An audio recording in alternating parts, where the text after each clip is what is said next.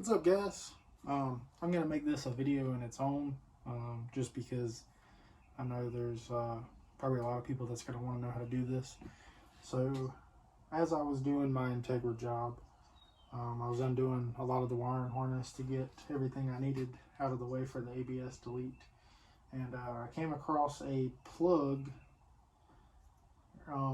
Pretty much when I went to go unplug it from the head on this side here, I pretty much grabbed it, and when I grabbed the wires just literally, not sure if you can see that, but they pretty much broke on the plug itself. So then I was able to unplug the plug, but I just had to plug in my hand.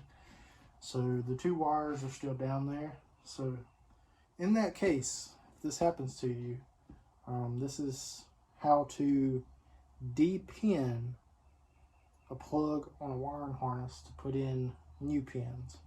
I'm not going to show you how to put in new pins on this video, but I will show you how to depin a plug so you don't have to go try to find a plug in a junkyard and get the wires. You can do this yourself at home.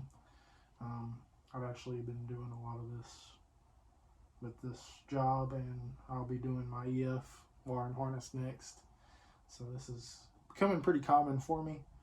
I ordered this little tool set on eBay. It actually came with a bunch of different ones. This one, not sure where the other ones went. Oh, yeah, this one, and it came with this one as well. It's just a bunch of different plugs. I think they're all the same little set. Came with one more, but I'm not sure where I set it. But anyway, basically, the main one you're going to need is one that looks like that. They also have one that's got a little step on it. If I can find, I was using it earlier. I don't know what happened to it. Anyway, I'll put a picture of it up because I'm sure I'll find it after the video is over. But this one right here works very well too. So that one. So basically, in this scenario, what you're going to do is get a pair of needle nose pliers. So there's a little rubber grommet that's going to be in this side. So I removed that. It looks like that right there. It's pretty much what your wires go through. It's kind of to keep it waterproof, I guess. Getting it back in is going to be once you get your new wire and grommet. You're pretty much just going to push your new wires through the hole and then crimp them to put your new plug on. But that's there. So you get that out, and I got that out with a straight 90 pick. Not sure if I used this one on my curved pick, but one of the two. You can get these at Harbor Freight for like $1.99. They do not sell these though, so you gotta order these online. So basically, how you get this out, I don't know if you can see, but there's two holes where the pin would be. So you have one hole here and one hole here. One of the two holes, normally the smaller one, is where the pin latch is.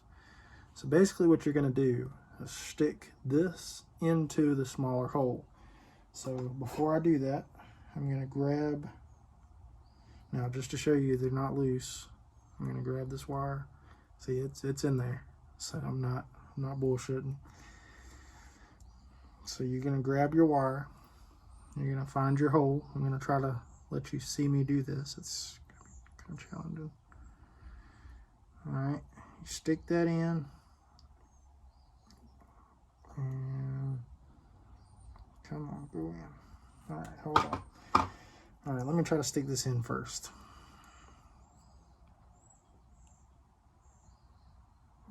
Come on, go. Am I using the right one? Yeah, that's the right one. Okay. So I think I got it in there. Oh, There it was. So when I put this in there, I felt just a little pressure. And as you can see, it wasn't that far in. It was yay far. And I mean, as soon as it released, you can pull them out. So that is your old pin with the wire that broke off. So basically, when you're putting your new pin in, this is going to come as an open piece. So you would put your wire through your little rubber grommet, and then peel the end of the wire off, lay it in this, and then crimp it.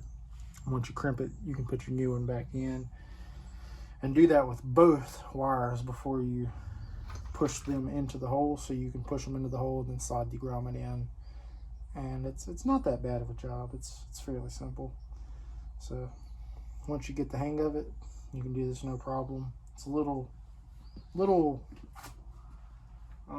tedious at first until you kind of get the feel for it. Once you get the feel for it, it's no problem at all. You can really depin an entire wiring harness if you need to, and this is how you learn to build your own wiring harnesses and stuff. You can really map out a wiring harness for any vehicle, as long as you have the correct pins and some wires.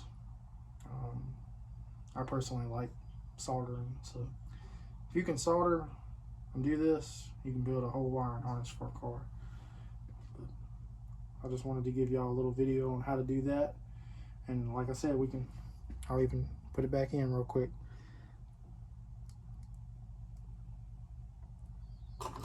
Just to go through it again.